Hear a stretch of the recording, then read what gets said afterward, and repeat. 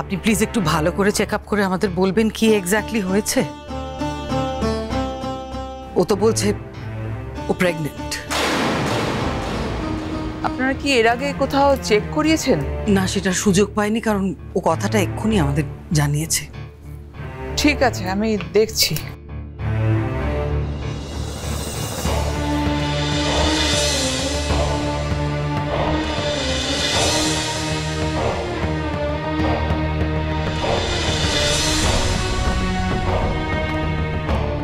উনি ঠিকই বলেছেন, উনি প্রেগন্যান্ট।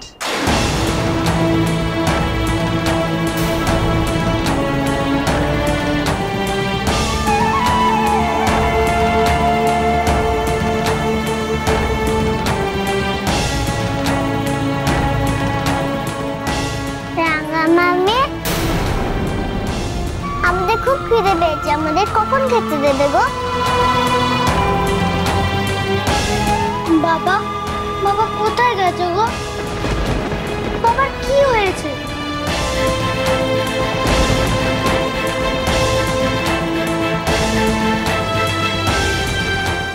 কিচ্ছু হয়নি সোনা, চল আমি তোদেরকে খেতে দিচ্ছি, চল আয়। ডক্টর, আপনি আমাকে আমাকে বুঝিয়ে দিন।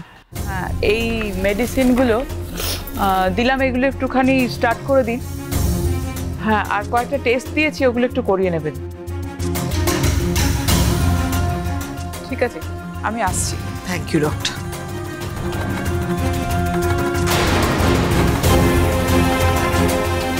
এটা তুমি কি করলে বৃন্দা?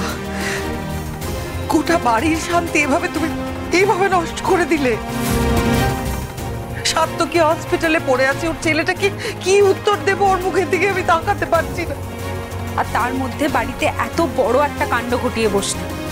আজকের এই খবরটা শুনে আমাদের খুশি হওয়ার কথা, সবার আনন্দ পাওয়ার কথা, কিন্তু বিশ্বাস করো বড় বৌদি, মন থেকে একটুও খুশি হতে পারছি না। ছেড়ে দে বাচ্চালি, ওকে আর কিছু বলিস না। তবে একটা কথা আমি তোমাকে বলবো বৃন্দা, তুমি খুব সৌভাগ্যবতী, জানো তো? তুমি সন্তানের মা হতে চলেছ। সবার কপালে সন্তান জোটে না। তুমি এই সন্তানকে জন্ম দাও, তুমি ওকে ভালো করে সুন্দর করে মানুষ করো। হয়তো তোমার সন্তানের ভাগ্যই তোমাকে আবার নতুন করে বাঁচার একটা সুযোগ দিচ্ছে। কিন্তু তুমি আবার নিজেকে শুধরে নাও বৃন্দা, শুধরে নাও, না হলে তোমার কপালে অশেষ দুঃখ আছে।